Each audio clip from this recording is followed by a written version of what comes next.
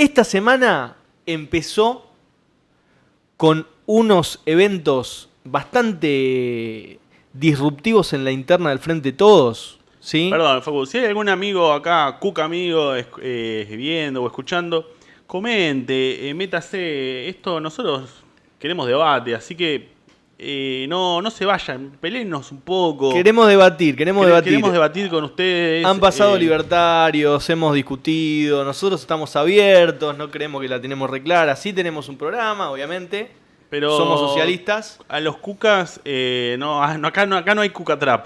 No. Acá está todo bien, comenten y nos peleamos un poco. No, y además que los después necesitamos a esos compañeros, porque necesitamos que todos los compañeros que queremos transformar la realidad hagamos frente único en distintas ocasiones. Sí, exacto. En las que nos vamos a encontrar en la lucha. Los pobres, que vivimos lejos, trabajamos mucho. Lo único que tenemos de bueno es que somos muchos.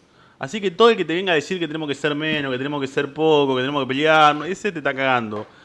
Lo que tenemos que poner es ponernos de acuerdo mediante un programa y evitar volver a cometer, y ahí sí volvemos a la parte de tu columna, Facu, de tu editorial, comentar los mismos errores. Porque totalmente. Hay un fracaso en la estrategia. Mirá el pie que te tiré. Hay un fracaso en una estrategia, es así. Esta semana empezó con dos eventos en la interna del Frente de Todos que a mí me resultan bastante interesantes. El primero fue el chat filtrado de Roberto Navarro en una conversación con Alberto Fernández, en la que Alberto le decía que al no presentarse Cristina, él es el que más mide, que Cristina no va a jugar en las elecciones, y que de ganar la interna contra un candidato kirchnerista estaría terminando con 20 años de kirchnerismo. ¿Cómo está el tema de los chats, chicos? Cuidado, Cuidado con los chats, que se filtra todo, ¿no? Y Navarro un amigazo también, ¿no? Navarro un amigazo, pero bueno, está bien. Lo dijo sin filtro, o sea... no sé si intencionadamente esperaba que eso se filtre o no se filtre. Lo que ya no sé, porque nosotros no somos gente pérfida, pero los que están más arriba en la política, hay la maniobra de la maniobra. Nunca se sabe qué es intencional y qué no. Y uno además se pierde estuvimos ya. hablando de Alberto Fernández, y Alberto Fernández, la característica que tiene como político es que es un armador, que sabe tejer alianza, armar por acá, armar por allá. De hecho, bueno... A eso vamos de que la mesa del Frente de Todos y la gran interna que se está armando del peronismo tiene un poco que ver con estas características políticas que tiene Alberto Fernández, que quizá no es un gran orador, un gran dirigente de masa, claramente. Y de hecho falla mucho cuando habla en público, ¿no? Hemos escuchado cuando dijo que los argentinos bajamos de los barcos. Ahora, que aguanta garganta profunda. Ayer fue el 8 de marzo y recordaba cuando dijo: estoy orgulloso de haber terminado el patriarcado. Menos mal. Menos mal. Bueno. Pero volviendo a hace nuestro tema. 2 años que terminó el patriarcado, boludo. Claro. O sea, ayer no se festejaba eso, había un meme muy divertido que decía eso.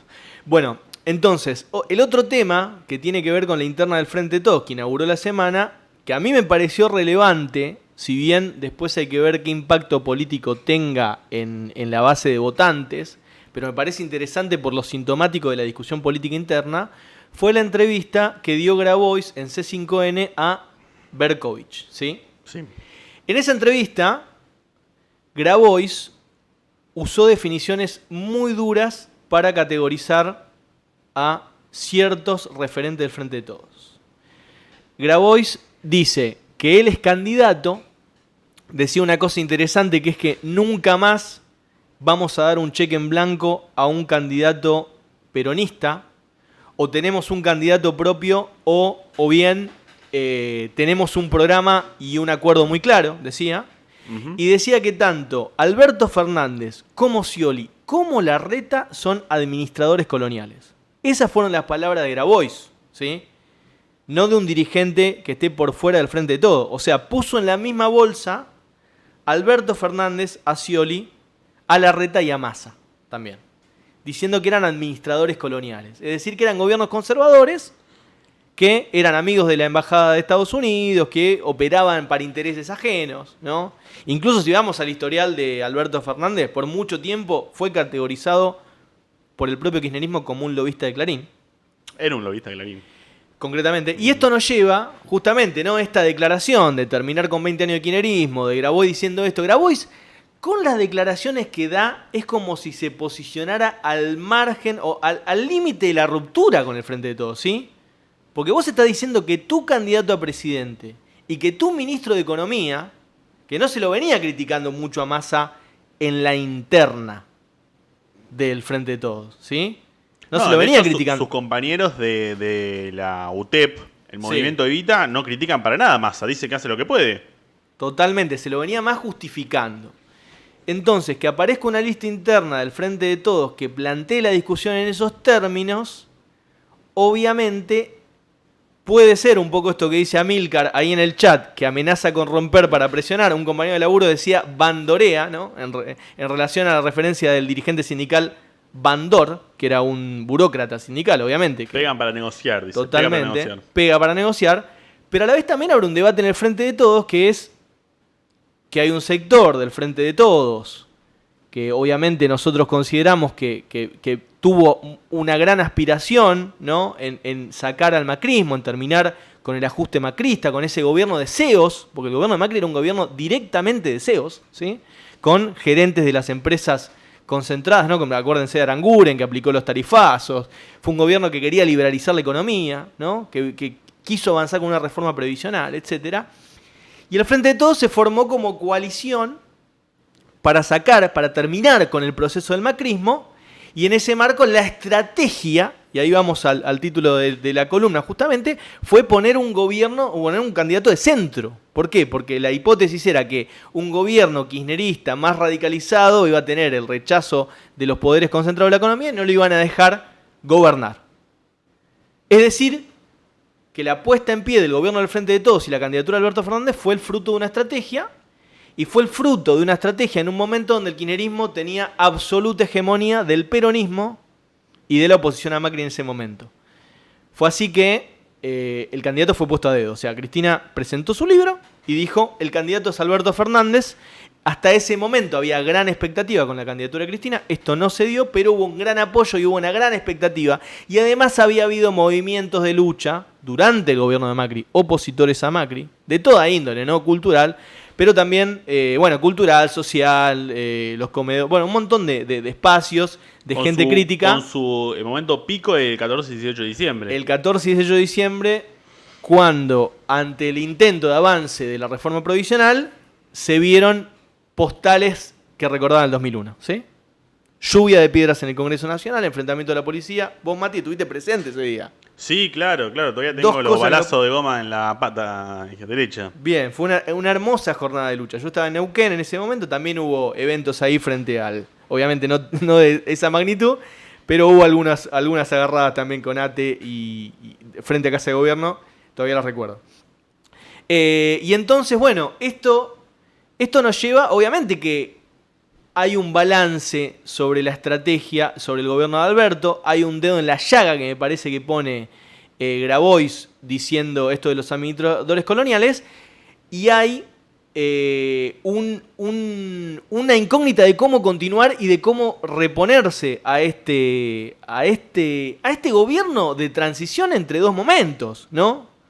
Porque es un gobierno que justamente empezó con una gran expectativa de la población, con un alto nivel de aprobación, y termina con una decepción muy grande. Y una decepción incluso que tiene consecuencias más allá de su propio gobierno, tiene consecuencias en la idea de la política, ¿no? Todos los analistas que hablan del descontento con la política, si bien es un fenómeno que se da a nivel internacional, no podemos desconocer que en Argentina está atravesado por el fracaso de estas dos gestiones, tanto de la gestión de Macri como de la gestión de Alberto Fernández en cumplir esas expectativas. Entonces tenemos al kirchnerismo buscando qué salida encontrar, y tenemos un kirchnerismo que es un movimiento, ¿no? Nosotros lo caracterizamos al kirchnerismo muchas veces como un movimiento que surge tras el 2001, con gran habilidad política absorbe la rebelión popular dando ciertas concesiones, tiene cierto viento a favor de la economía internacional y eso lo administra, ¿no? Recuperando un poco el nivel de empleo, el nivel de salario, etc. Y cooptando ciertos movimientos de lucha. Y más allá de que nosotros no sea nuestro gobierno, ¿no? Nosotros somos socialistas, apostamos un gobierno de independencia de clase, la clase trabajadora. Reconocemos que hay una habilidad política ahí, que hay una relación también en que no es lo mismo un gobierno de CEO, de empresario como el de Macri, que un gobierno que establece otros mecanismos para gobernar y para la dominación, que tiene que ver con una relación con los movimientos sociales. Lo que vemos es que una cosa es cooptar los movimientos de lucha como estrategia y otra cosa es reprimir los movimientos de lucha como estrategia. Más allá que uno intente cooptarlo y otro intente reprimirlo de manera inversa también, pero decididamente la estrategia del kirchnerismo fue el cooptar, más allá que también reprimió, pero indudablemente la principal fue cooptar, indudablemente la principal tarea del macrismo fue reprimir y aplastar. Son dos escenarios distintos con que nos posicionan efectivamente en dos condiciones distintas. Indudablemente hay una cosa más, que por algo hubo movilizaciones tan grandes durante el gobierno de Macri y por algo costó tanto movilizar durante el gobierno de Alberto. Más allá de la pandemia. Porque obviamente, en el marco de que los sindicatos apoyaban al gobierno, bueno, se hacía mucho más difícil y la lenta esmerilización, la lenta erosión del salario frente a la inflación y la pérdida de condiciones de trabajo se iba dando con la complicidad de la burocracia sindical que obviamente consideró al gobierno como propio. Bueno, dicho esto, entonces, estamos ante ese problema, esa dicotomía que tiene el kirchnerismo, que es conservar esa base progresista, que es un poco la contradicción que expresó, por ejemplo, Máximo cuando se opuso a el acuerdo con el FMI, por ejemplo, ¿sí? ¿Qué es esta contradicción? Justamente, obviamente, entre seguir en una alternativa donde el peronismo se va corriendo para la derecha, expresa un candidato conservador, o pelear por la identidad de su movimiento con una lista propia o con una alternativa propia por fuera. Porque eso no se puede descartar de plano, aunque lo más probable es que el Frente de Todos vaya una gran interna y después, muy probablemente para mí, yo opino que hay muchas tendencias a la dispersión porque hay muchas diferencias internas. Porque estamos en un año electoral donde los frentes políticos no tienen una identidad clara. En el 2019, cuando Alberto le ganó a Macri, estaba clara la identidad del Frente de Todos. El Frente de Todos era el frente que venía a terminar con la experiencia del macrismo y recuperar el crecimiento con inclusión. Esa era la campaña. Ahora, 2023. Sí, una identidad antiajuste. Hay una identidad en disputa. Vos tenés, en todos los frentes, en el macrismo también, porque vos tenés en Juntos por el Cambio, ¿qué es? ¿Tanques en la calle de Bullrich o es superar la grieta de Larreta? ¿Y el Frente de Todos qué es? ¿Conciliación con la derecha o oposición férrea, incluso con la posibilidad de movilización en las calles? Bueno, está en disputa. Pero también el kirchnerismo en esa oscilación entre enfrentar a los poderes fácticos, conservar su base social progresista y combativa, su relación con los sectores en lucha, ¿no?, que ha cooptado, no termina de ir hasta el final. Entonces tenemos acontecimientos como ahora el acontecimiento de hoy. Hoy se conoció los fundamentos del fallo, ¿no?, que condenó y que proscribió a Cristina Kirchner políticamente, ¿no?, como dice la base K. Nosotros consideramos que es un ejemplo de lawfare, de persecución política. ¿Por qué? Porque la burguesía internacional y Argentina en particular quieren avanzar contra los trabajadores y los sectores populares, y el kirchnerismo, aún siendo una fuerza que nosotros consideramos que es una de las fuerzas del sistema, le representa un obstáculo. Entonces quiere ir más allá y por eso ataca mediante el lawfare, incluso mediante cosas más graves, ¿no? Hemos discutido mucho el atentado también a Cristina, que nosotros lo dijimos de un primer momento que veíamos estos vínculos políticos que podía haber incluso de sectores de la oposición. Pero claro, no se fue hasta el final con la investigación del atentado a Cristina. No, ya hace 2 meses y 15... No, 6 no meses. No se habló más. No. De la pista Milman no se habló más. Fue en septiembre. Estamos... Sí, hace septiembre, octubre, noviembre... Sí, 6 meses hace que... Lo dijo Ubeira mismo. Ubeira sale muchas veces del abogado que para mí él... Y no avanzó nada en la investigación. Se sintió como cumpliendo un rol. Dijo, bueno, yo voy a ser un abogado que va a desmantelar y que va a acabar con este intento de ruptura del pacto democrático. No, Michela. No le hicieron caso. Y dice muchas veces, dijimos, si la tocan a Cristina, quilombo se va a armar, y no se armó tanto quilombo. Ubeira lo dice en los medios de comunicación.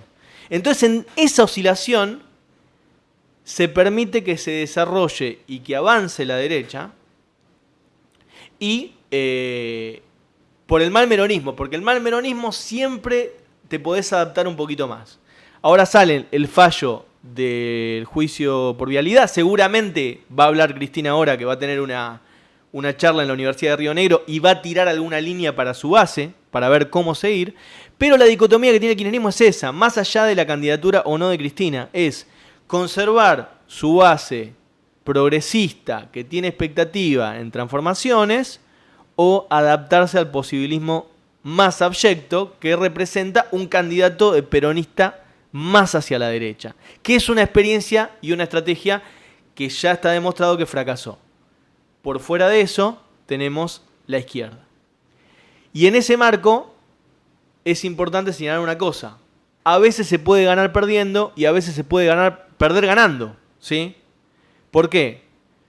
Porque ganar una elección con un candidato que va a aplicar un ajuste o que va a ser un gobierno de transición hacia la derecha, como ha sido, por ejemplo, el gobierno de Dilma Rousseff cuando aplicó las reformas neoliberales, que en una reacción en cadena le abrió el paso al impeachment, que se basó en el descontento de las masas populares con los ajustes de Dilma, ¿no? Por derecha, un ataque por derecha que es parte del lawfare y que le abrió el paso a Temer, que a su vez le abrió paso a Bolsonaro después de aplicar un ajuste brutal contra la clase trabajadora. Entonces, quizás hacer todo lo posible por sacar a la derecha a costa de todo programa, a costa de toda bandera y a costa de toda reivindicación, desarma la posibilidad de mantener unido a un sector combativo que quiere enfrentar el ajuste y que necesita una clarificación política para ello. Por eso nosotros hoy vemos que el espacio que está representando eso, que ha estado siempre junto a la clase trabajadora y que no ha oscilado ni justificado ningún tipo de ajuste, ha sido, con todas sus contradicciones y con todos sus límites, que hoy lo vamos a charlar también con Gabriel Solano para ver qué opina, el Frente de Izquierda, y por eso consideramos que la salida es una alternativa independiente de los trabajadores y creemos que esta experiencia con el gobierno del Frente de Todos de Alberto Fernández puede hacer reflexionar, o por lo menos hay que tenerlo en cuenta, para qué tipo de movimiento social, popular y obrero tenemos que construir los que queremos transformar las cosas.